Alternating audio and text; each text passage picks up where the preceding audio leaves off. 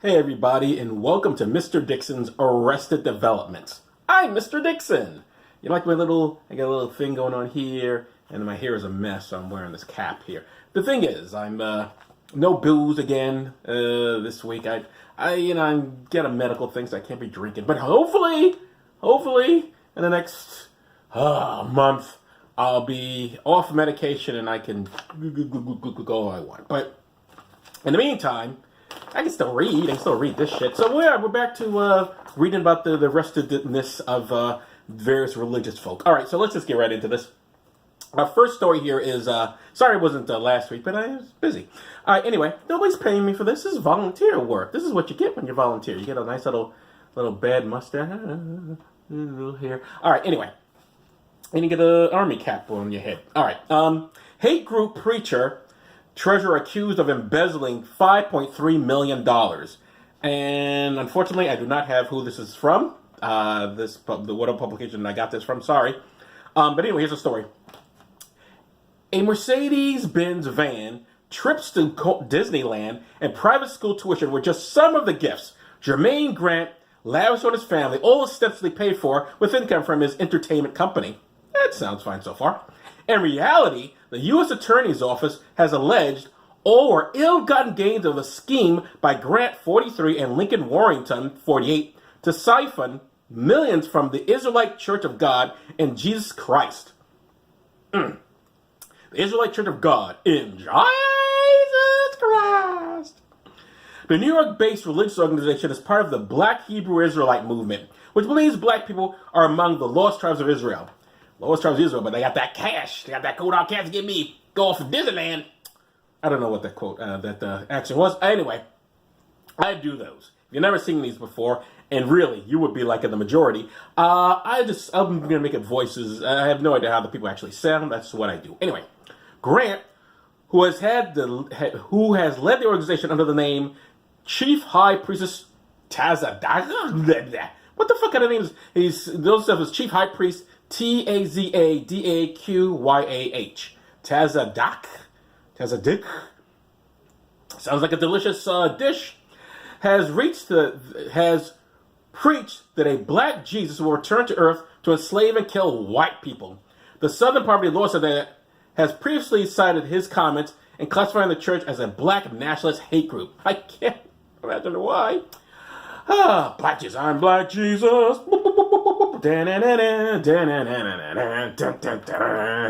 I'm here to kill the white folks. All right. Both men were arrested Wednesday on a grand jury indictment charging them with conspiring to defraud the United States and Grant with an additional 5 counts of personal income tax evasion. By the way, Black Jesus, redundant. Anyway, while leading the church between 2007 and 2016, prosecutors alleged Grant and Warrington, a Teaneck resident and treasurer for the church, used Black Icon Entertainment, a phony company relying almost entirely on church funds, to siphon off more than $2.4 million from the organization. $2.4 million? Who the fuck was getting? But these are the guys who know how to preach that black used to think they wear like the ridiculous costumes. They look like they're gonna go fight Superman after they're done preaching. You know, like bow to what the hell was the name of the bad guy in the first Superman movie? What was it? I can't remember. Bow to Zod. That's it. Yeah. So he's like, the guys dressed like they're gonna go like bow to Zod. Bow to Zod. Who would give money to that? Like people are sad. People are just sad. I mean, not that giving money to a guy in a black outfit with a little white collar around his neck makes any sense either. But I mean, this is dressed like superheroes. I don't get it. Anyway, Grant. Oh, I read that already. The arrest came almost 2 years after DNA Info. I guess that's the website I got this off of. After DNA Info reported FBI agents had raided the group's headquarters in Harlem as part of an investigation into the bookkeeping. Yeah. All right, the church, and I was going to say something, but no. The church and Grant made headlines 5 years ago when they filed a lawsuit against a Connecticut toy company claiming action figures of Grant, the church, had ordered were made with pointed features and lighted skin. That's all. So they not only did they dress like cartoons, they actually ordered action figures. So these, god damn, not even the fucking Catholic Church did that one. Wow, that is some serious grafting. grifting. I'm surprised the Trump organization should hire these guys. It's like, hey, we never did toys. Why did we never do toys? We did the Donald Trump doll. This would be perfect. Wait, with the hats. Forget the hats. We'll do the toys. All the toys and the hats. We don't care. We'll do both. We'll have the toys with the hats. Toys and little MAGA hats. It'll be perfect. We'll call it the MAGA line. Perfect. How did Trump not come up with that? The little thieving little bastard. I'm surprised he didn't think of that one. Grand Warrington were expected to make their initial appearance in U.S. District Court Wednesday afternoon in Newark. Grand Attorney Gerald left court, did not immediately respond to requests for comment, whatever. I like that. So we got them in trouble. Apparently, so they came to the well, they were already probably under FBI investigation anyway because the guy was like not paying his taxes. But I like the thing that brought them up was like they were interested in a lawsuit about them not getting the action figures. The church and Grant made headlines 5 years ago. Well, I guess that isn't when they came to attention. It's the press attention. The church and Grant made headlines 5 years ago when they filed a lawsuit against the Connecticut toy company claiming action figures of Grant, the church had ordered, were made with pointed features and lighted skin. That's so funny. That's how they first came to their attention. People gave it $2.4 million. I'm in the wrong business. Instead of like doing like free videos and talking shit, I really should go and be like, it's Jesus, I gotta come back and kill all the white people. I'll make a fortune. Well, $2.4 million. That's maybe not a fortune, but that's a lot of goddamn. I don't have to. Do you have $2.4 million? I don't. Who knew it paid so well? I did. I actually did know it things paid so well, but still. That God shit really it pays the bills, people. It pays the bills. All right, this is our next story. The Post and Courier. That's who I got it from. I don't know who that source was, but that's from the Post and Courier. I got this. Is South Carolina preacher accused of sexual assault resumes radio program because of why not?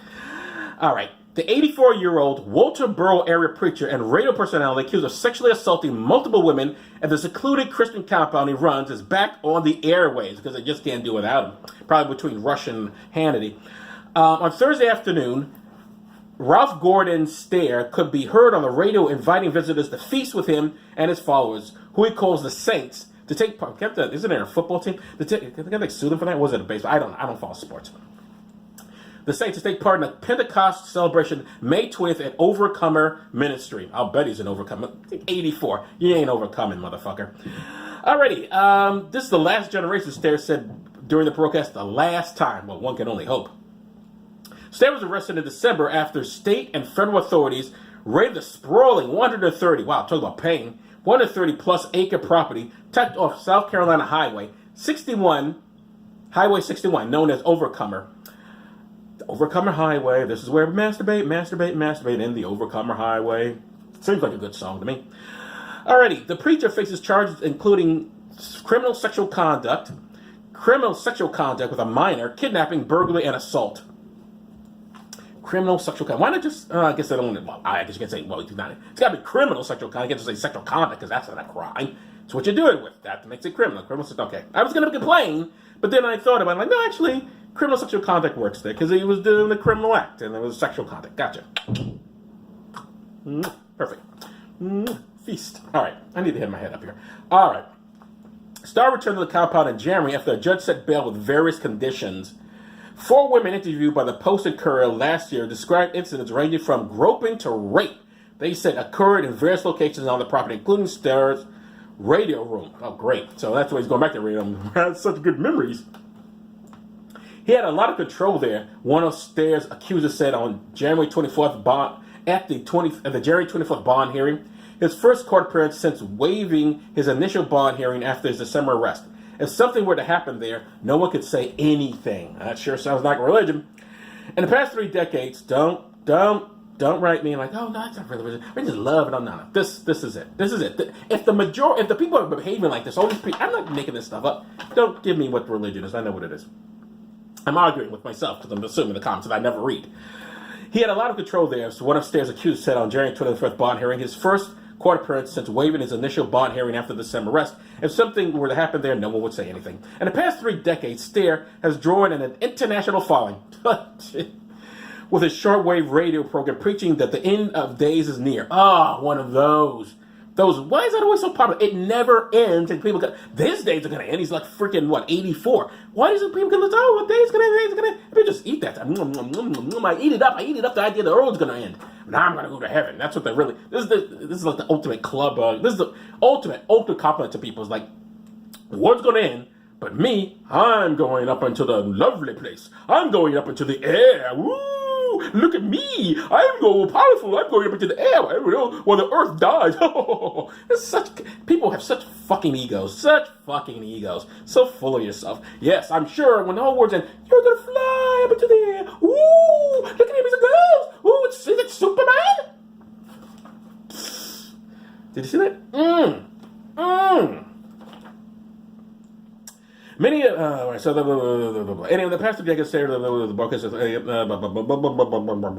pastor Jacob Stairs drawn an international following with his shortwave radio program preaching that the end of the world is near. Here we go. Which is broadcast via satellite, AM, and FM frequencies. Immediately after Star was arrested, stations across the country dropped this program from their lineups and got some other guy who was probably sexually abusing, but wasn't arrested yet because, if they kept the radio programs on the preacher, guaranteed, many of the 6 dozen or so followers who live and worship Overcomer Ministry credit the radio sermons as the source that drew them there in the first place, according to multiple defectors. The Post-Courier previously reported that the broadcast served as the ministry's largest recruitment arm and its most significant expenditure. So that's me. I need to start up I could do these videos up and go like, Jesus, you're wonderful. Oh, you're going to go to heaven. Oh, all the good things are going to come to you. Oh, you're just the most perfect thing. Oh, no, you're not perfect. You're a sinner. You're a terrible sinner. Sinner. You should be ashamed. But you're going to go to heaven because God loves you. And you're going to be taken up into the air. Give me money. Give me money. You're going to go in the air. You're going to be loved. Jesus loves you.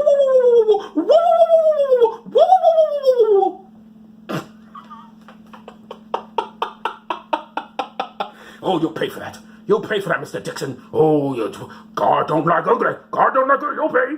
He just looked at me. I never like. He was just like, oh, something needs to happen to him. He's mocking God. No, please, God. He doesn't care about him. God ain't gonna do shit because there ain't no God. Ain't no God, motherfucker.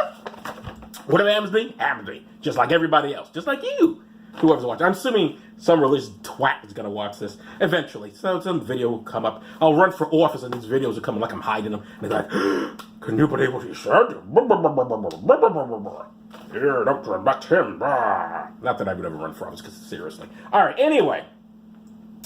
Many of the 6 dozen so followers, where was I? Ministry's largest recruitment arm, and it's not immediately clear when Stair began broadcasting again. Nobody at Overcomer could be reached for comment Thursday. And one of the star's defense attorneys, Jack Swirling, said he was unsure when production resumed. And I didn't really need to read all that, did I? Anyway, let's move on. I'm throwing it into the garbage. Anyway, I got two more stories. The last one I particularly love, but let's do this one. This is kind of an oldie, but I was supposed to read it last week, and I didn't, because I didn't do anything last week. Well, I didn't do anything with you. But I'm doing this now. So, here we go. This is from WHIO-TV. Dayton pastor accused of attempted rape, other sex charge. Dayton, a Dayton man who is believed to be the current pastor of a local church, is jailed on two sex-related charges. Chad A. White Sr., I'm sure Chad is a white. Chad A. Are there any black Chads? I mean, there probably is. I know there's a country in Africa named Chad. Chad A. White Sr., 44, was arrested by Dayton police around 1:45 a.m. Friday and was booked into the Montgomery jail on suspicion of attempted rape and gross sexual imposition. That your imposition of sex was gross. That seems like a weird. I know. Sometimes these laws here that they call them is weird to me. It's gross sexual imposition. It's gross. Your sexual imposition was very gross. Gross sexual imposition. Gross. White is said to be the pastor of Mount Carmel Missionary Baptist Church. Well, this is why I never liked Carmel. A call to the church. Yeah, it's always sticking. Get to your teeth. I never liked it. A call to the church went unanswered Friday, and a voicemail system identified White as the pastor. A Dayton police report indicated the alleged crime was reported on the 2100 block of Kipling Drive around 12:45 a.m. Kipling, like the writer. A horrible writer, racist as fuck. All right, when what is due for arraignment Monday, and Dayton Municipal Court, according to jail records, were working to learn more on the accusations made against the pastor. I guess that's from Who TV. Anyway, and I'm sure they found out later, but I didn't do any follow-up. This is the story. Get out of here. This is my fave. All right. Now, ladies and gentlemen, I went and saw Avengers Infinity War. And by the way, I enjoyed it very much. I thought it was a very fine film. And I liked the ending. I know some people are like, oh, how could it?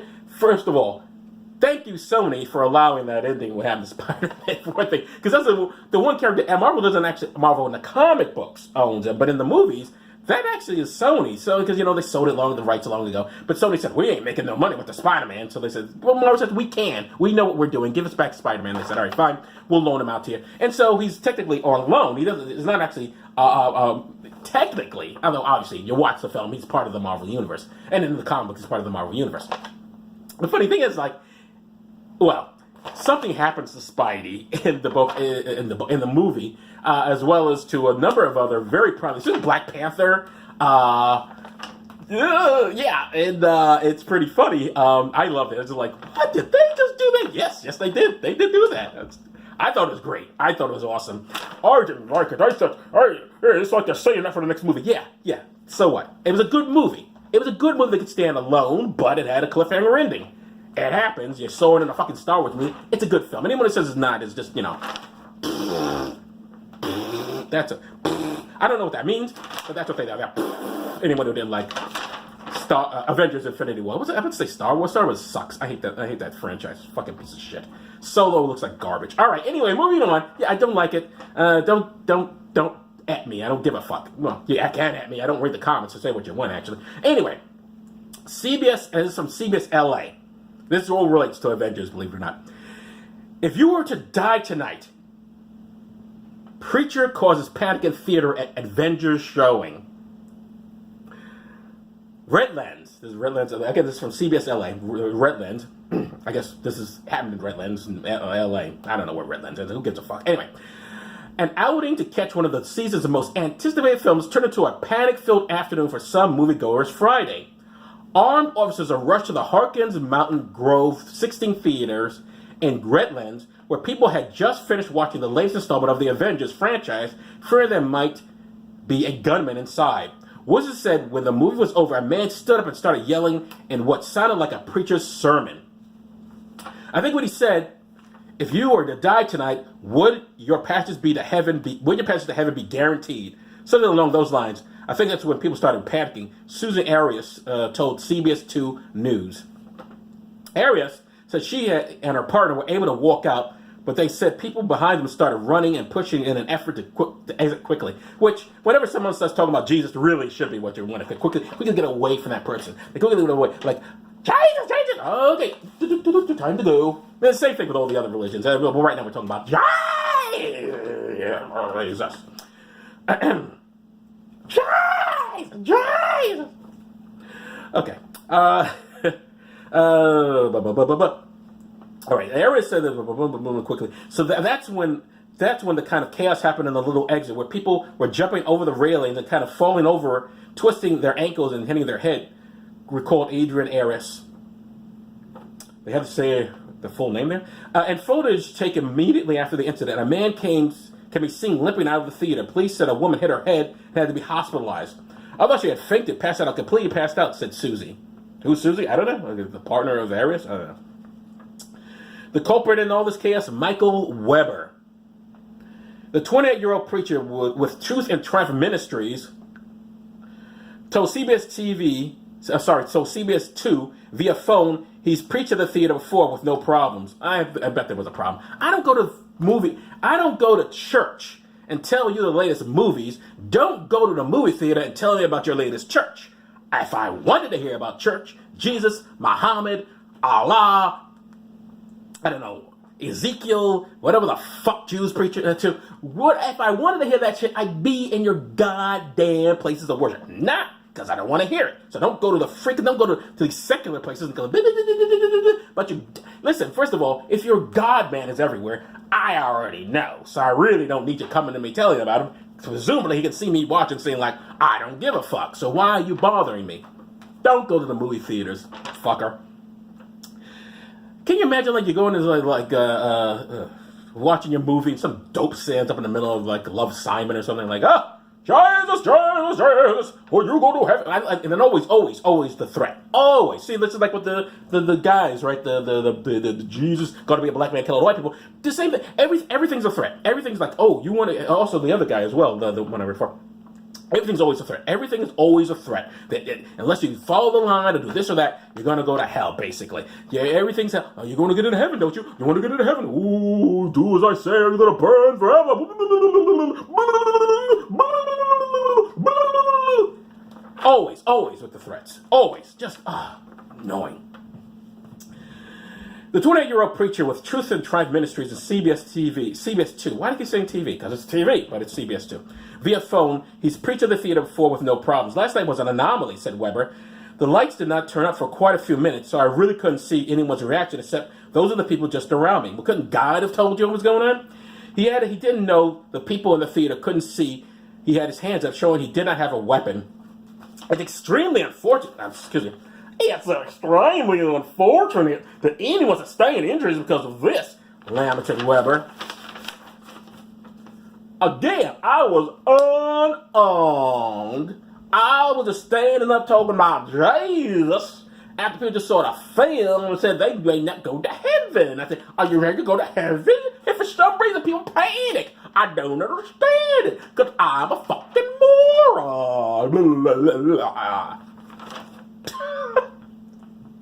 Susie told CBS 2 she wasn't aware of that at the time. She didn't want to take any chances, given what happened at the theater around the world in recent years, such as the shooting at a theater in Aurora, Colorado in 2012. Yeah, that's kind of the thing we're worried about. I think that's why people reacted, said Susie. They felt like we've got to get out, no matter what the cost. Erin said she hopes Weber realizes the fear she caused in others. I assume these two, Susie and Erin, are together. I don't know. If you're going to try to draw people towards the Bible, that's not the way to do it, and he needs to stop, admonished Arias. Weber has been charged with a misdemeanor. He told CBS 2 that it will not deter his evangelizing, but he might reconsider his setting. Oh, really? Again, your God man is everywhere. Why do you need to evangelize? Surely he can tell us what he wants. What do you need you douchebags to do it for him for? He hires the worst people, God. Okay, that's it for Mr. Dixon's Arrested Development for this week. Thank you very much, and I'll see you next time. That's it. Yeah, that's it. I'm done. Bye-bye. Now I'm going to press the button, and we're going to go off. All right. Da-da-da-da-da.